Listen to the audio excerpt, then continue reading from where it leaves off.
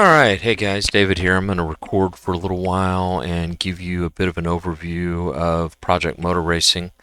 I went ahead and picked it up for evaluation purposes for CMS. I know there's been a lot of excitement and anticipation and really debate about this game, and I think it kind of got heated today, just the way things can do that in with the internet and swarming and that kind of thing. So I thought I would put this together, try to be as objective as I can with what I'm seeing for the CMS community. I'll try to do this if it's useful. I did something recently with Rensport. If you'd like that video, let me know. This one I'm just going to do a little bit differently and just kind of take you through some of the settings that I found that helped me, and then I will play the game a little bit and just kind of let you see how it drives. Right now, the major thing I have not been able to test is multiplayer because I think they have the servers offline in some sort of a maintenance situation or whatever. So no telling what's going on there, but I kind of gave up on trying that for now. I did do a license test that it makes you do before you're eligible for multiplayer, and that was pretty challenging. You have to drive a Miata, make 8 clean laps in a race setting at Lime Rock Park, and you've got to hit a fairly competitive time to be able to get your license. So it took me a little bit, and I struggled with it until I got my settings dialed in. So let me start there. The settings tab is down here on the bottom right, and I'll just show some things that I found to help me.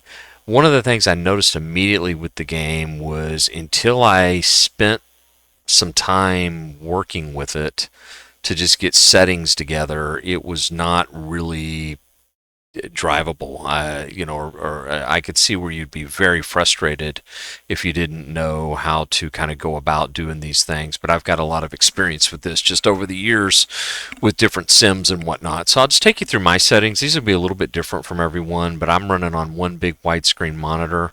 I am running a borderless setup here so that I can do things like streaming. I went ahead and turned on VSync. I've got the frame rate limited to 144, and that so far it seems to be smooth. I was online earlier and saw some weird behavior with shadows and some things that may not be optimized at Nürburgring when it was like sunset conditions and I was in a BMW M4. I was getting some real weird behavior on the dash, but generally this seems to be working for me. I did not do much here at all. The one major thing though that I do want to point out that I did change is I just sort of took what it gave me, and I think it does like a lot of games do. It sort of gives you a low, medium, or high, and the reason mine says custom is because I did go down here to field of view and choose this to my field of view. I've spent a lot of time over the years dialing in my field of view. I know what it is with my distance to my monitor and my rig. And so make sure you do that in here. You can do some things in the car as well, which I'll see if I can't show you. But I found that it's best to just kind of get this set here. So that's the only thing I did. I'm sure your mileage will vary on all these different settings and whatnot. The other thing, I do this with all games. I turn the music volume down to 0 when I'm in a sim. I don't like the music, so that's of course a preference thing. And then you have to go in here to assists, and in my case, I basically put everything to authentic, except for pit box indicator I have to on. Not really sure what that's doing for me right now, and obviously I have the transmission set to manual. Okay, control bindings. One of the things you're not going to see, but that is really helpful with the game, is right when it fires up, it takes you through a really intuitive how to calibrate your wheel and pedals. I didn't have any trouble with it. Everything worked great. It was straightforward, and it picks up multiple controllers. A little bit about my gear. I have a Fanatec DD1. I'm using a BMW rim on the wheel base. I've got Hussenfeld sprint pedals, and I've got several peripherals that are plugged in and identified as controllers. I've got 2 different button boxes, Sim Hub I have, which works by the way.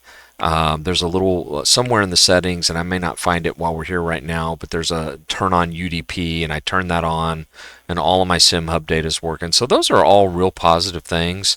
You can kind of scroll. You'll see to the top left here, it'll show you kind of mouse and keyboard versus all your controllers. So with each one of them, you just sort of bind things. Obviously, I'm not using the mouse and keyboard much, but I've got all of my things bound here with the wheel. There's still a few things I need to do, but you can see all the basic things you would expect, like ABS, traction control settings, cycling dashes and black boxes, menus, all that sort of thing. Have all that mapped to my wheel. Didn't have any issues there. I do not have anything mapped to my race deck, but you can see it's picking that up as a controller because there's a button box I have hooked up to integrated with it, which is really cool, by the way. And then I have another button box where you can see that I do have some things. I've got brake bias is really the only thing in here. I'm going to move some menus and stuff like that in here.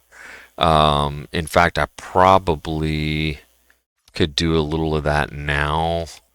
I'll just kind of start assigning some of these to my button box and see if that sort of helps.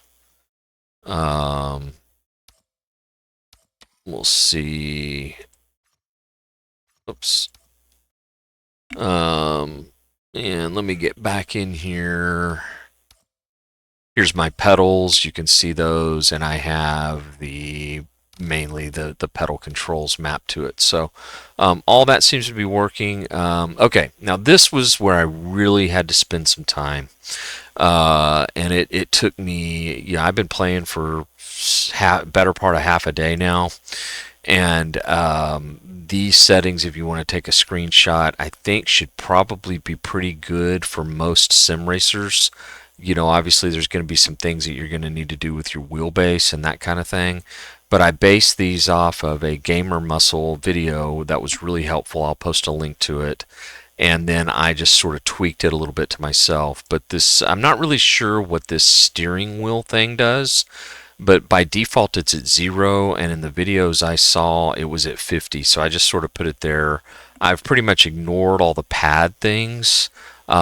You want to set the overall force feedback to 100, and then you want to dial it down in your wheel. Like right now I have mine set between about 42 and 55 depending on what car I'm in. There's also something that the Gamer Muscle video will take you through, so I'm not going to go into it, where you can set the force feedback per car in the setup menu.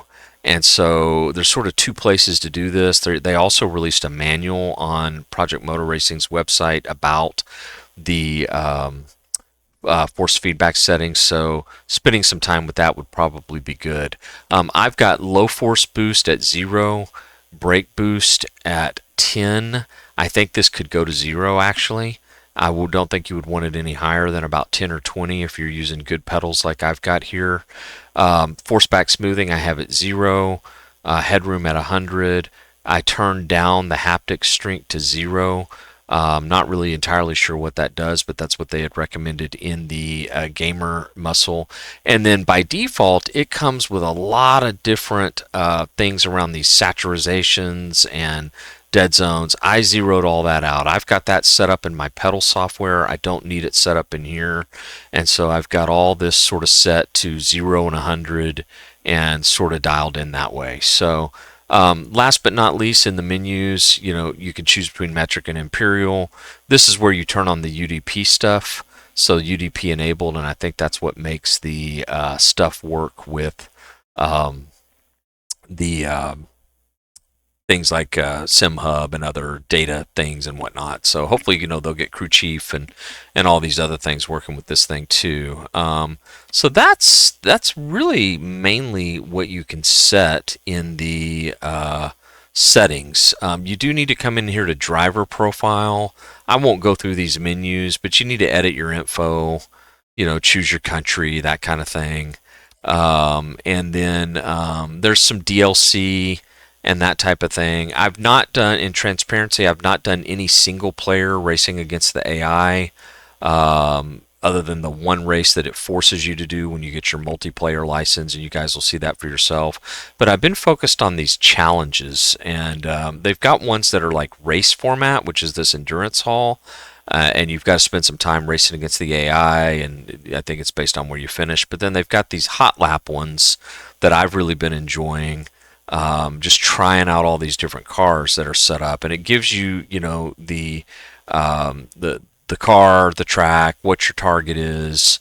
The targets are really aggressive. They're hard to beat, these targets, and then there's a whole bunch of different ones in here. So I think what I'll do is play one or two of these, or two or three of them, and just let you guys see it, and then we'll go from there. But before I do that, I want to at least show you what I think multiplayer looks like, because that's going to be important. You could go to multiplayer. It appears to be up right now, but what I've found is when you try to actually join a race, you can't. But they essentially have ranked, custom lobbies, and then social lobbies. I'm not really sure what the difference is between social and custom, but custom seems to be where you can set up your own event. I have not seen a dedicated server. I saw some things that there was supposed to be one. I've not seen the documentation for that yet, but if anyone finds it, let me know. But on this ranked thing, they've basically got these championships. It looks a lot like kind of what you would expect. You can see nobody's really registered right now because I think people are starting to figure out that it's down.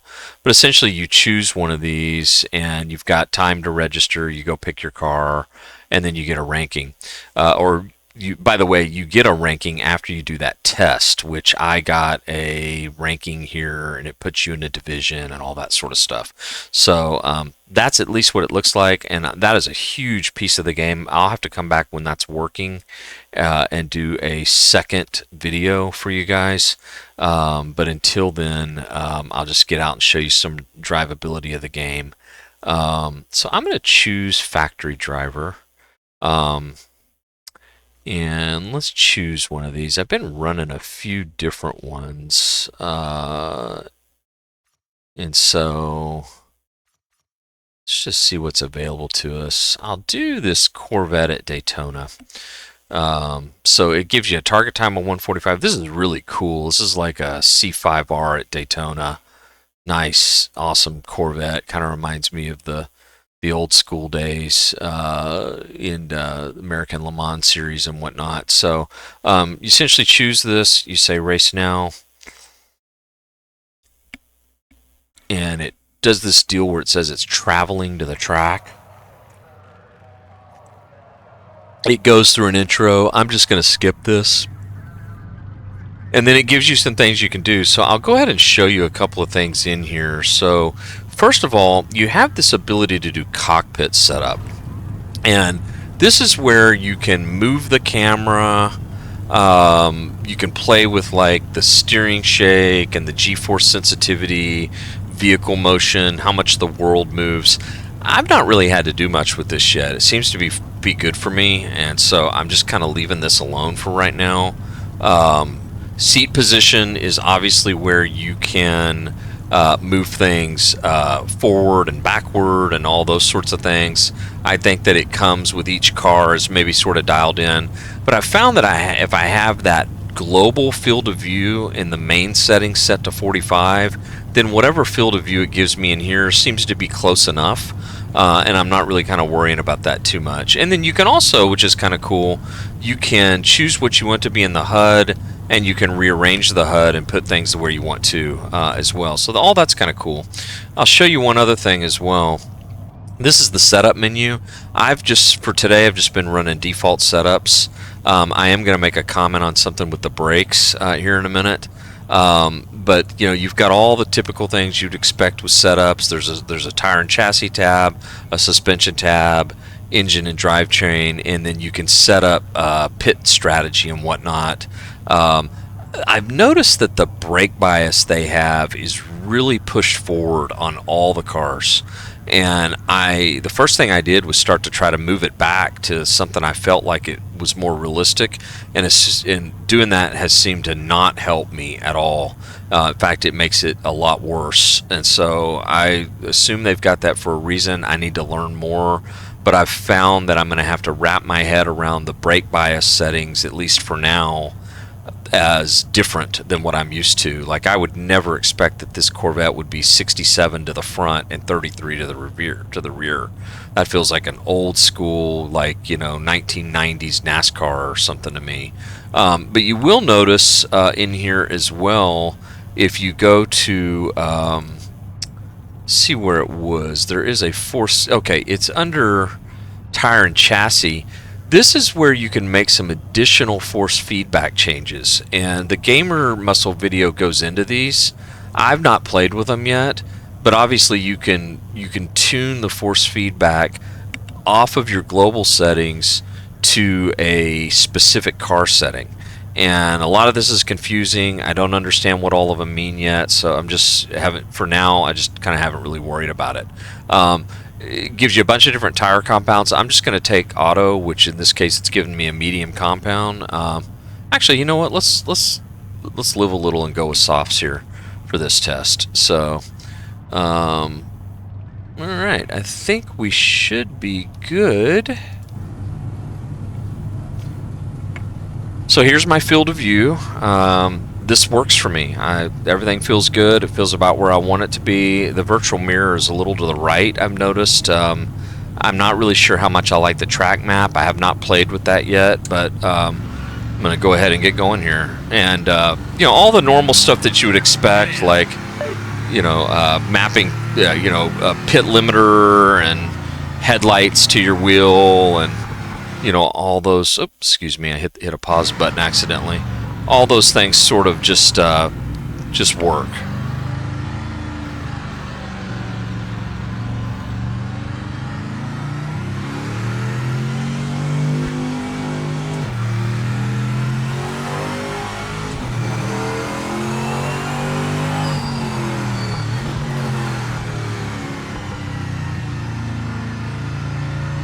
And what I am going to do here, while you won't see this on the video, but I am going to go ahead. I was in a different car a few minutes ago, and I want to beef up my force feedback just a little bit on this this car.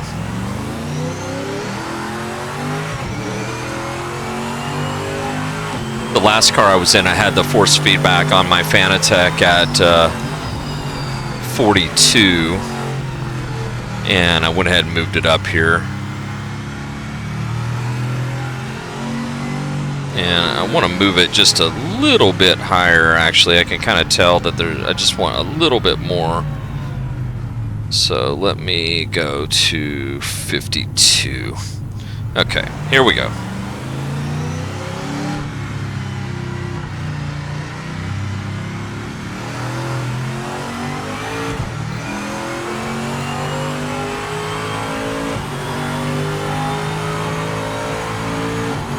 I've noticed that at this version of Daytona, and you're going to see it here, they've got this new chicane.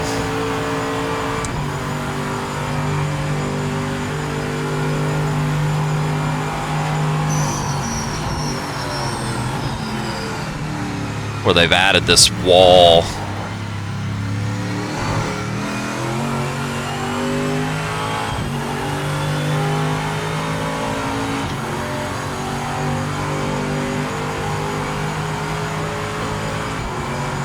Alright, just trying to put a little bit of heat in the tires before I push it too much. Force feedback is really solid with my direct drive tool. It was before I made tweaks and found that video and that kind of thing. It was not solid. I was having a lot of issues, so I think you got to be ready to, at least in its current form, be ready to tweak a little and tinker. Which I know, a lot of people don't like to do that, and that could be why some of the feedback is not real positive.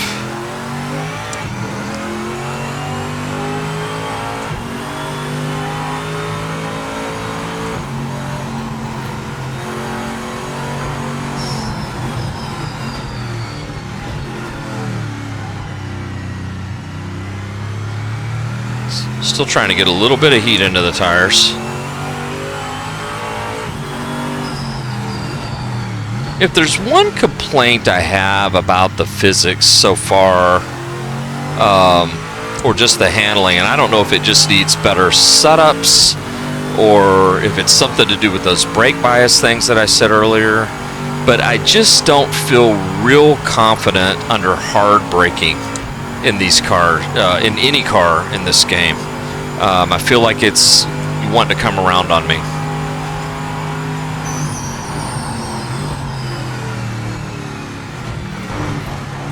Overdrove the chicane there a little bit. It's hard to drive and do a video at the same time. And when I say like it wants to come around on me, not because of something that feels to me that's setup oriented, and I've tried moving the brake bias way back, I've tried putting it in the middle, I've tried moving it forward. The default settings with it pushed more towards the forward seems to be better, but it's got this weird sort of like the car gets light from a physics perspective. Like you kind of see there, like you got to really brake hard into that corner at Daytona, and I just don't feel comfortable. So that's probably my number one concern right now till I learn more.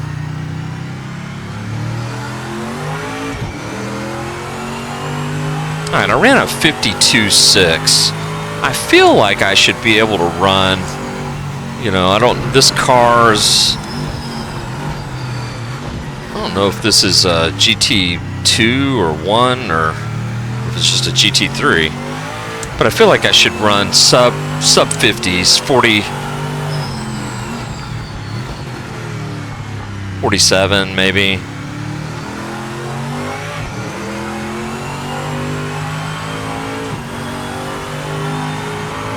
I'll move my HUD over here on the black box area so that you can just see, you know, you can see all the different types of things you could change. It's all stuff you would expect to be able to change. You can adjust it with your wheel settings as well.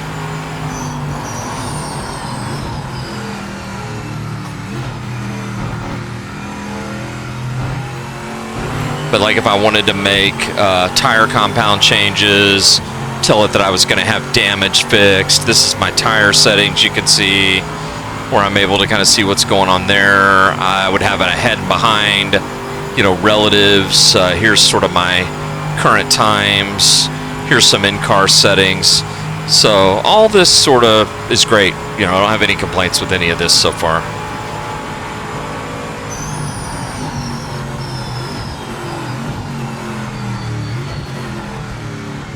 Like right there, just you can't really probably see it because you're not sitting here in the cockpit with me, but I didn't feel real comfortable pushing through there like I normally would.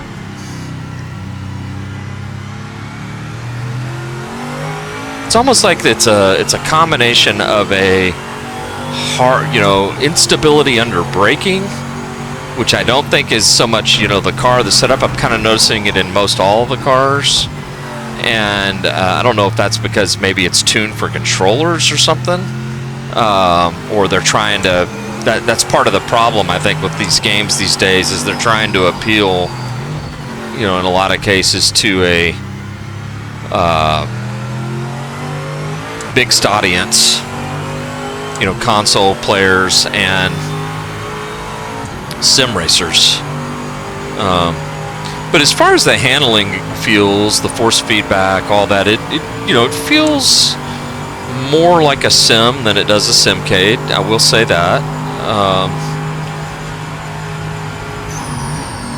Oh, I really overdrove that. Lost track of where I was.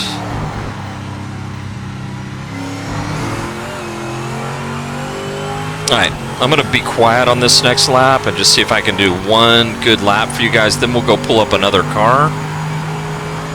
And I'll take you through another car. We'll drive something different and let you see that. So I'll go quiet here on this lap and let you just sort of listen to it.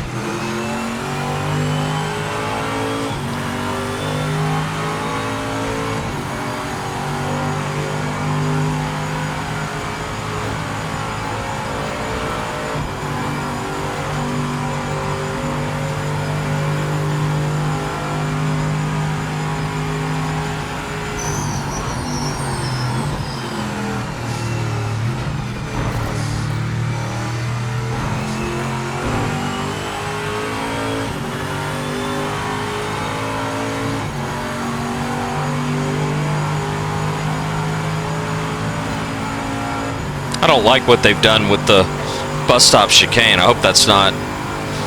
Nothing against these guys, but I hope that's not like what we can expect in real life, because they've just made it too busy through there.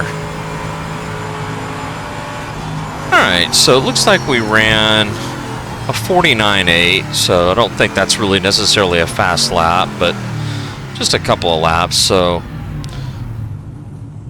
And I'm not gonna drive back to the pits here, so let's do a couple more of these. We'll say in session. And I mean, yeah, you could see these are the leaderboard times, so I failed according to meeting the time that it wanted me to. I think it wanted you know, some of these guys are turning really, really fast times, which is normal when you see these sort of esports times. But I think another second or two, which I could do with a little bit of practice, would be probably pretty competitive. Okay, let's pick a... I know there's been a lot of people asking about prototypes. So let's take a lap around the Nordschleife in this cover art challenge, which is, I think, the car on the cover, which is an LMDH Lambo. So it should be an interesting combo.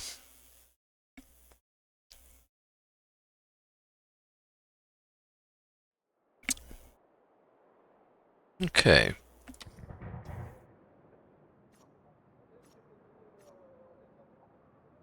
All right, let's take a look here in the setup just really quickly. This one, I'm going to keep the medium tires on it this time. And see, this one's also got the brake bias. It's not as extreme, but it is push forward. I don't know anything about hypercars, so I'm not going to mess with any of the electronics or anything. I'm just going to get out and drive it, let you guys kind of experience it. Field of view looks great. I have no complaints there, and graphically the game looks great. So I don't have any issues there either. So.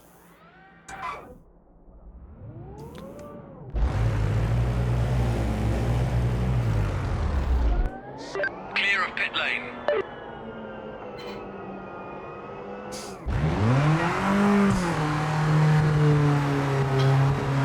And I'll just do the out lap as the lap. I'm not going to do an out lap and then a time lap. So we'll start out a little easy here, just for me to get a little bit of...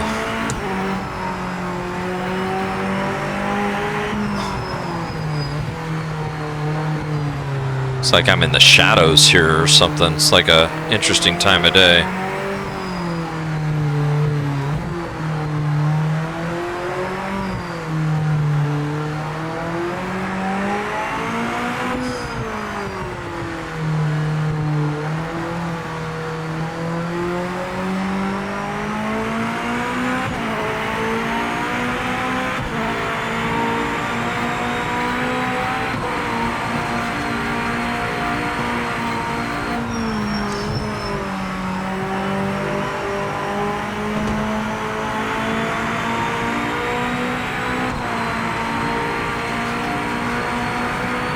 Almost feel like I need my headlights.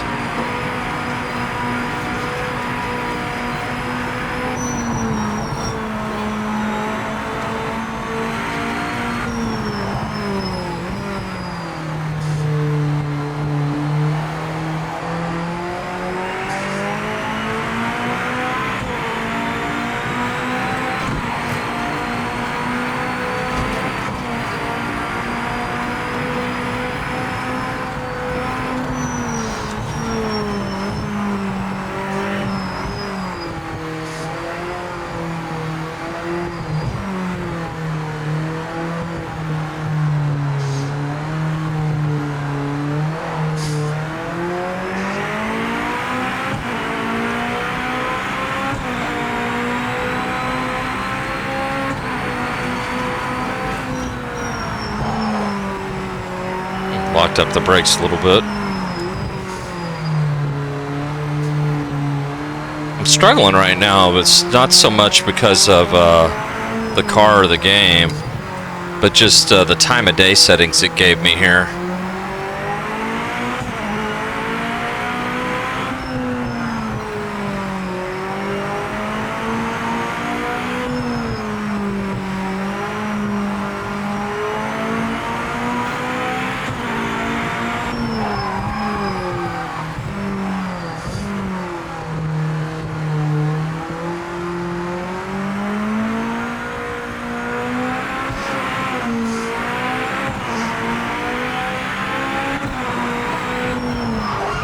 Oh, I could lock the brakes there pretty good.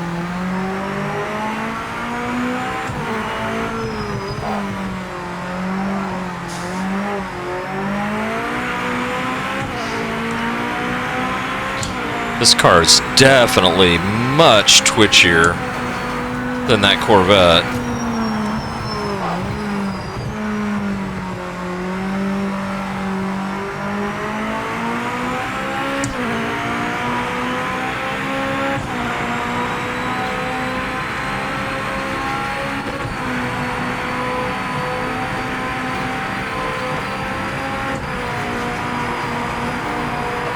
Hauling some ass in 7th gear here.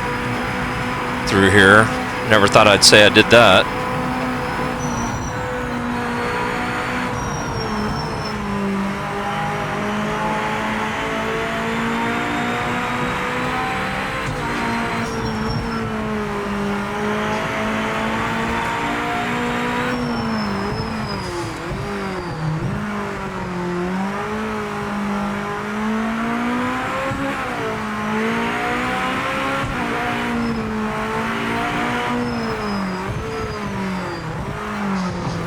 If I were to say that there's, you know, something about the physics here, and again, I'm not the best one for a prototype to have a big opinion because I don't drive a lot of prototypes. I'm more of a GT guy, but it feels like maybe the car has, you know, and this could be the shake and the movement settings, I'm not sure, you know, but it feels like it has a little more body roll feel to it than what I would expect it to.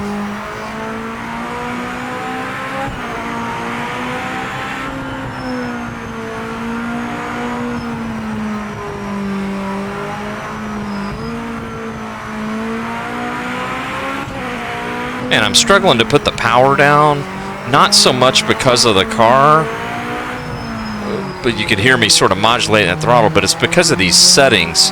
And I feel like, you know, maybe this is something where I'm getting some sort of odd,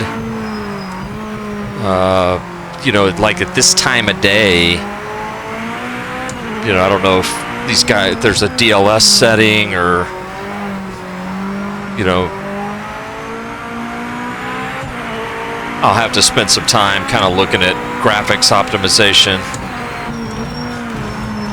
I thought I saw that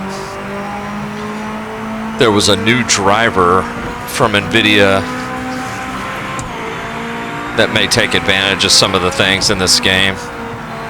Maybe it was Assetto Corsa Rally.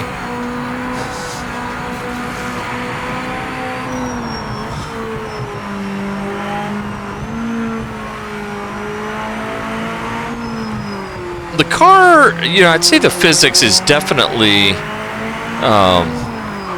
forgiving.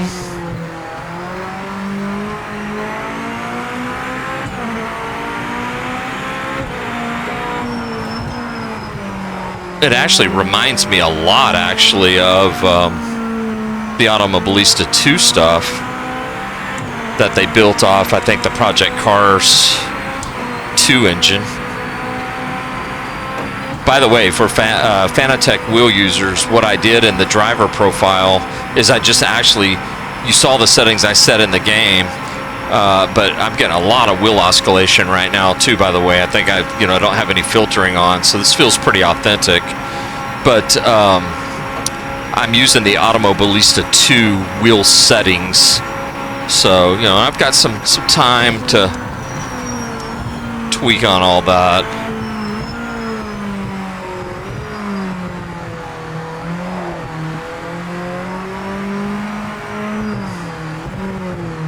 All right. Alright, so we'll go ahead and just finish here.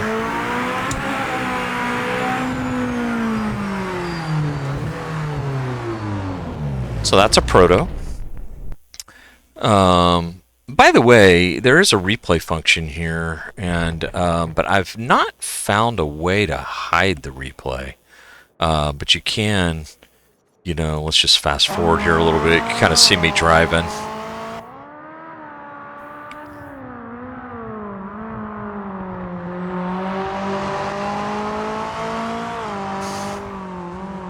So I'm not going to spend a whole lot of time on this right now, but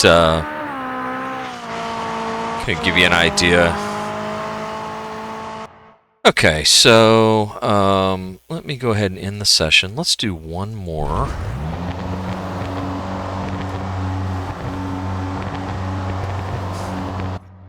See if I can't pick something different for y'all.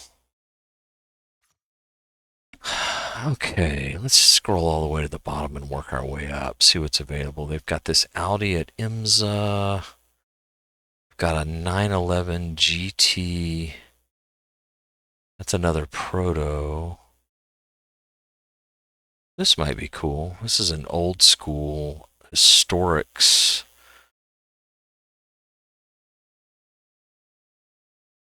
At Canadian Tire Park or Mosport. So let's give this one a shot. I have not driven this one.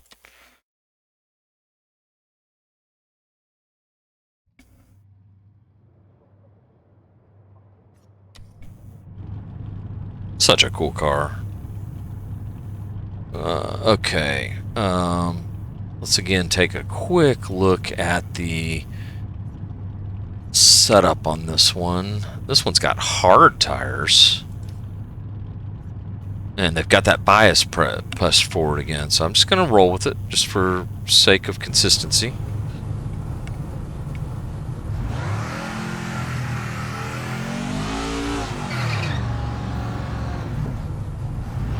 No pit limiter on this car. Hammer down now.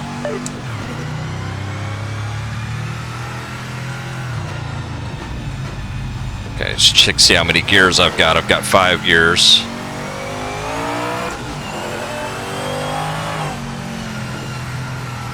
Okay, I can immediately tell with this one, I need to turn the force feedback down again a little bit. So I'm going to go over to my settings, and I'm going to go back down to that 42 setting.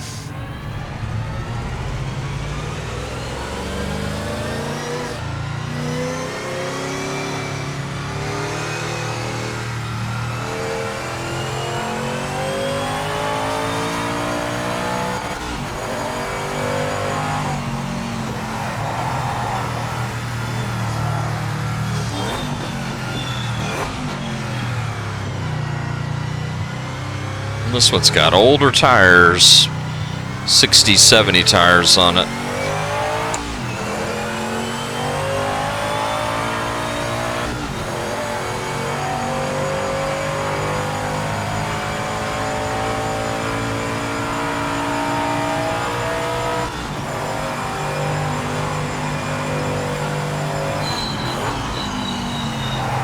I was kind of afraid I couldn't make it through there in 4th gear. Just about wrecked. Yeah, this car is not going to have the brakes that the other two had.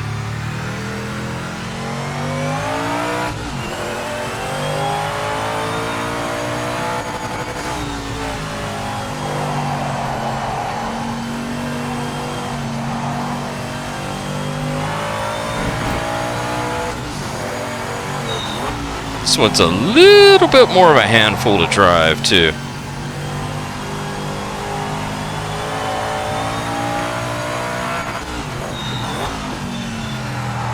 And at least with the default setup, I feel between gears here.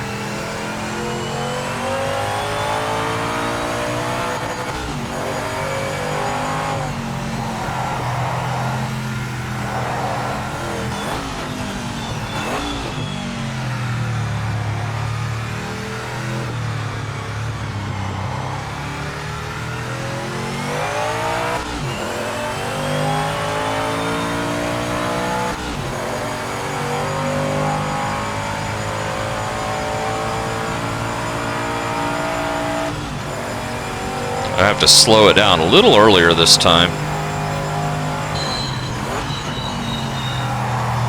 Still almost wrecked it. Did spin it that time, so okay. See if the third time's a charm.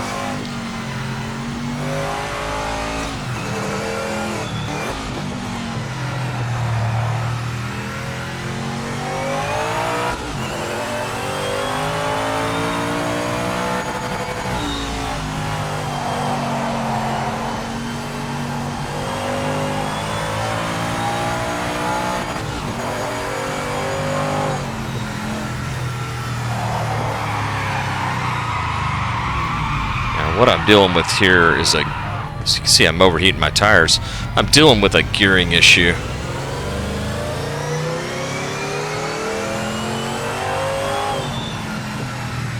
Where I'm just between gears, and that's making it difficult for me to control the stability of the car. So.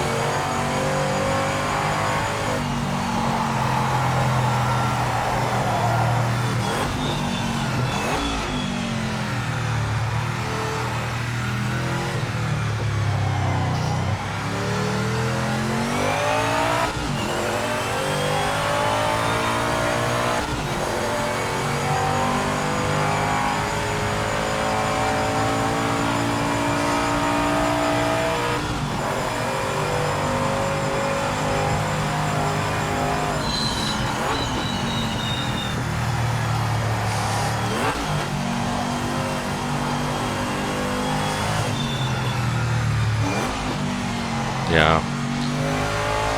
Just this track, this gearbox.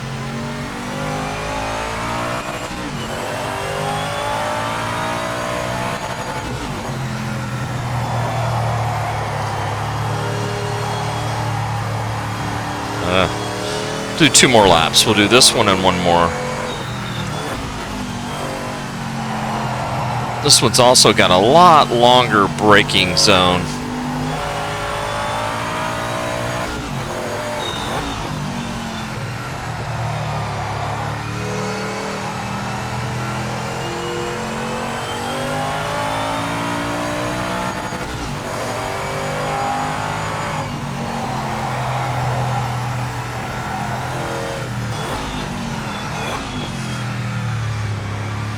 You can slide the car around a little bit, which I kind of like. It feels good in that regard to me. I always felt like when I would take my real car, my Miatas, out to the track and would do a track day, as I was getting kind of, at or near the limit, I could really slide the car.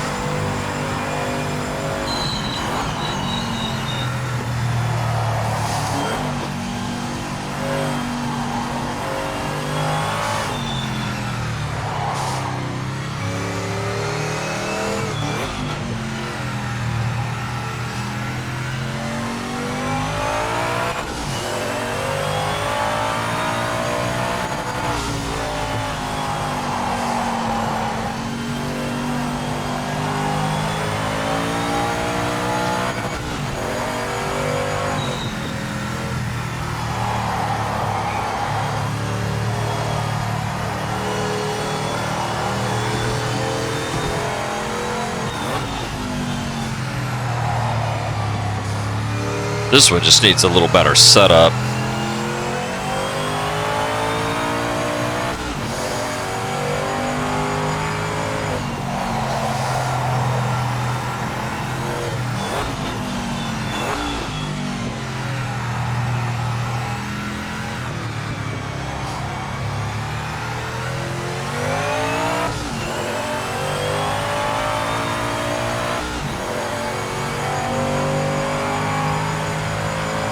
Well, I'm almost 7 seconds up on my lap time here. At least we'll get a lap in, hopefully.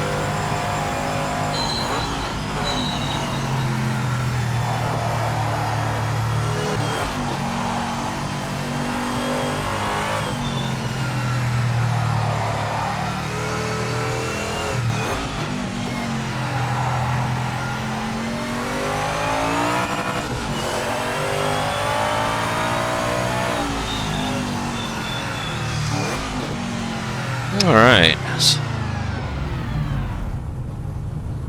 So let's go ahead and end the session here on this one.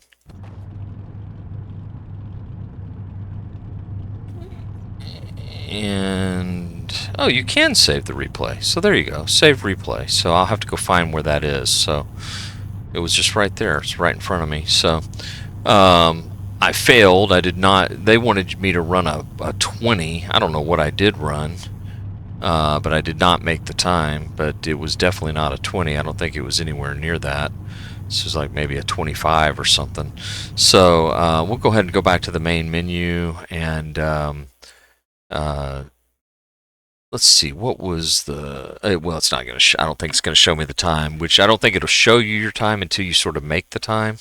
Um, but okay, I think that's it for now. Let me just sort of wrap up here with kind of my thoughts on this thing. Um, it's one of those things where there's so many different ways to look at these things. It does not feel complete to me.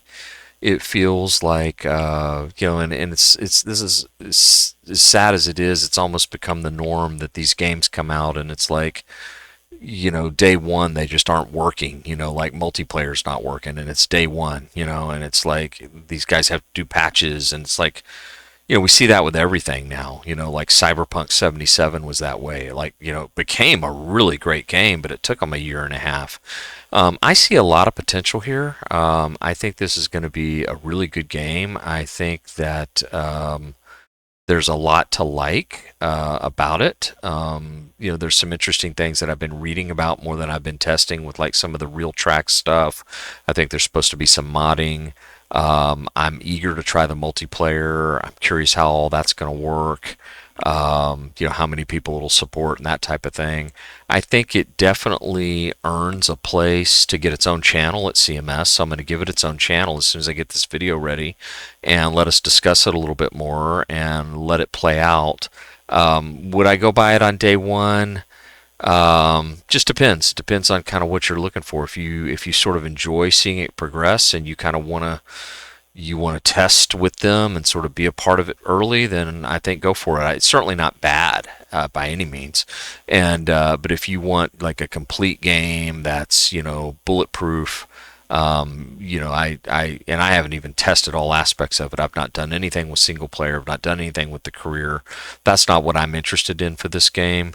I love career games, and maybe I will be if I have time to. But I simply play some other games for the career stuff I like to do. And this one just was not in my mind in that regard. So I am personally interested in it for what's its viability for CMS. So,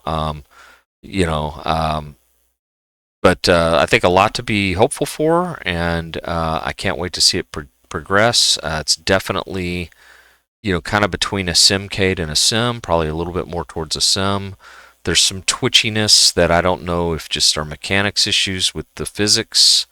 I don't feel real confident at low speed, and I don't feel real confident at hard braking.